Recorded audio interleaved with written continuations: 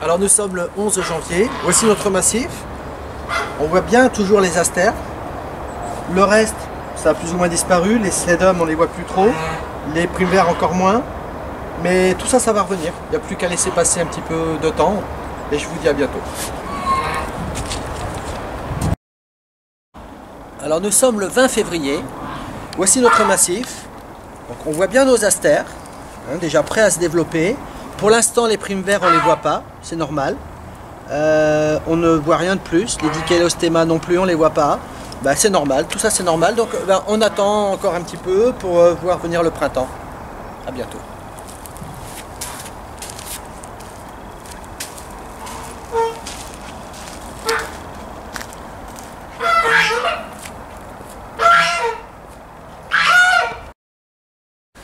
Alors nous sommes le 13 mars. Voici notre massif. Alors pour l'instant, on voit bien les astères qui sont toujours bien présents. Les primes verts, pour l'instant, on ne voit rien. Eh ben, on va encore patienter un petit peu. On laisse le temps à ce que ces plantes renaissent. À part ce que je vois là, c'est un castor qui s'est installé là. Ah non, c'est ton mélianthus. C'est le mélianthus majeur voilà. qui est en dessous. Et ben, il repart. Ah alors, ouais. Ok. Voilà. Donc s'il y a ça ici, ça promet même qu'à l'intérieur, il doit y avoir des jeunes pousses encore. Hein. Et je regardais s'il y avait d'autres départs en dessous. Pour l'instant, non, c'est trop étouffé. Bon. Il était bien protégé. Hein. Ouais. Mais tu vois, bon, c'est peut-être pas très esthétique. Non. Mais en tous les cas, mais ça a je vois qu'il y a protégé. comme un trou ici. Est-ce qu'il n'y a pas eu un hérisson même qui est venu nicher des fois? C'est possible, non? Ah, peut-être. Enfin bref. Voilà, bah... Si on voit une pousse ici, ça laisse présager que le cœur de la plante est bien vivant et que du coup ça nous promet encore une plante bien développée. Ouais. En tout cas de ce massif, on ne voit rien de plus que ça pour l'instant, point de son nez. Non. Pointé de son nez. Non. Ah bah écoute, ouais, parce que les dichondras non plus, c'est peut-être un petit peu trop tôt pour les revoir. Ah ben ça sera la surprise, donc on se revoit un peu plus tard. À bientôt. Alors nous sommes le 12 avril. Voici notre massif. Alors là, on peut constater que maintenant, nous avons les primes vertes qui commencent à montrer leur nez. J'étais un petit peu inquiet, on ne les voyait plus il y a encore un mois de cela. Et ça y est, tout ressort. Je suis curieux de voir maintenant si les Dichelostemma reviennent aussi. On va juste patienter un petit peu, histoire de voir ça. Hein. En tout cas, là, les primes vertes sont bien là. Et puis voilà. Donc on attend encore un petit peu et laissons passer le temps pour voir venir toutes ces fleurs. À bientôt. Alors, nous sommes le 12 mai, Rémi. Oui. Notre massif a été planté en septembre. Oui, voilà. En septembre. Oui. Et là, j'ai les narcisses qui ont fleuri. Il y a déjà eu les narcisses qui ont fleuri. Qu'est-ce que je fais? Alors aujourd'hui, là, on ne va pas les laisser donc avec ces inflorescences, puisque rien ne sert de les laisser. Ça va plutôt épuiser le bulbe plutôt qu'autre chose, puisque là, la plante veut former ses graines, et c'est inutile de garder ces inflorescences. Alors, tout simplement, je recoupe les tiges, je laisse les feuilles pour l'instant. Ça évite que ça épuise le bulbe. Voilà, puisque là, bien au contraire, le fait de retirer ces inflorescences, là maintenant, la plante ayant encore ses feuilles vertes comme cela, là, elle va travailler tout simplement à reconstituer sa réserve, donc à regrossir son bulbe pour le fleurissement du printemps prochain. D'accord. Alors, d'ici un mois, naturellement, son feuillage jaunira. Ça veut dire qu'à ce moment-là, son cycle sera terminé et que toute la sève, toute la nourriture qu'il y a dans les feuilles est revenue dans le bulbe, à reconstituer son bulbe. Et à partir de ce moment-là, puisque tout aura jauni, là, on coupera à la base. Ouais, de toute façon, je pense qu'on se reverra d'ici là. Comme ça, voilà. Tu montreras là, exactement. Voilà. N'oublie pas donc, toutes ces inflorescences. Donc l'avantage d'un massif de vivaces, hein, vous allez le voir au fur et à mesure des saisons, c'est déjà qu'ils restent toujours en place, il n'y a pas besoin de les arroser et qu'on peut avoir une floraison toute l'année. Oui, toute l'année. Là, comment ça s'appelle, les plantes que tu viens de couper, là, les narcisses ont fané. Mais là, je vois que ça pousse. Et on voit maintenant d'autres petites fleurs apparaître. Là, entre autres, c'est un bulbe aussi qui a été planté au mois de septembre qui s'appelle le Dichelostemma. C'est pas très courant comme plante, c'est une fleur très originale.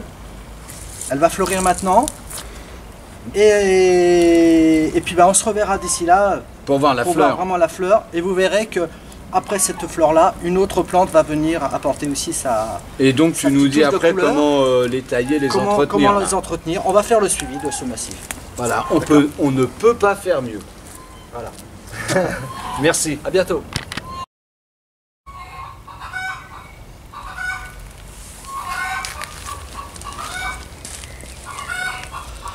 Bonjour, alors nous voici aujourd'hui le 1er juin et voyez l'association de nos deux plantes, du Dichelostema et du Primula viali. Ces deux couleurs vont vraiment à merveille, je trouve. On va profiter de cette floraison pendant environ un mois. Alors à savoir quand même que concernant cette plante, qui n'oublions pas est un bulbe, là cette année on a eu un hiver quand même vraiment doux, donc pas de problème pour le conserver. Si l'hiver était quand même assez froid, il serait quand même préférable de les protéger un petit peu, hein, mettre surtout un bon paillage, puisque c'est une plante qui supporte quand même seulement les -5, -3, -5 degrés. Alors que celle-ci, les -10 degrés, -15 degrés, il n'y a pas de problème. Le Dichelostema, c'est un petit peu particulier au niveau des températures. Mais en tout cas, avec les hivers doux comme nous avons actuellement, il n'y a pas trop de soucis à se faire et franchement, cette association est à conseiller. Voilà, donc on va continuer de voir l'évolution de ce massif et je vous dis à plus tard. Alors voici notre massif. Aujourd'hui, nous sommes le 1er août et on voit déjà les astères là, qui forment leurs boutons. Là, ça va être magnifique, ça va être tout beau, tout plein. Le contraste qu'il va y avoir entre les sédums et puis le bleu des astères, c'est prometteur. Voilà.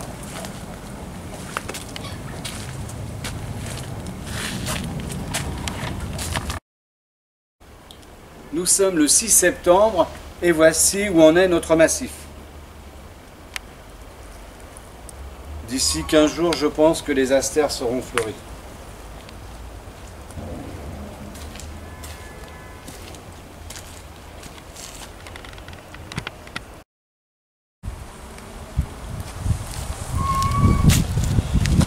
Alors nous voici le 4 octobre et comme vous pouvez le voir, les abeilles raffolent de butiner ces astères.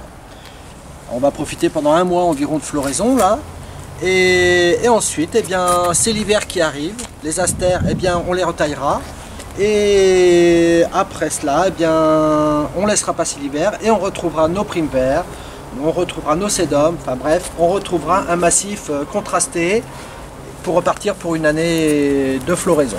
Voilà, en tout cas profitons bien là pour le moment de cette floraison.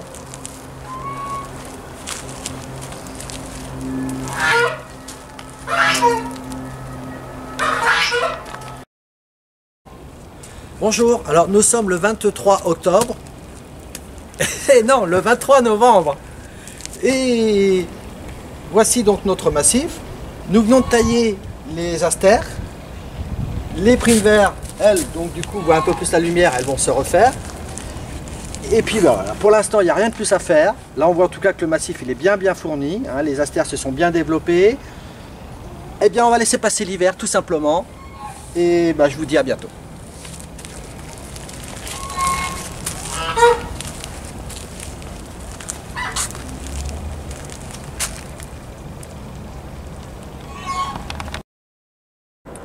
Alors nous sommes le 9 décembre, notre massif continue de changer, hein, on voit les primes verts là, qui commencent à avoir une drôle d'allure, mais c'est normal, puisqu'elles vont quasiment finir de disparaître pendant l'hiver. Et puis voilà, rien de plus, on laisse passer l'hiver tout simplement. À bientôt.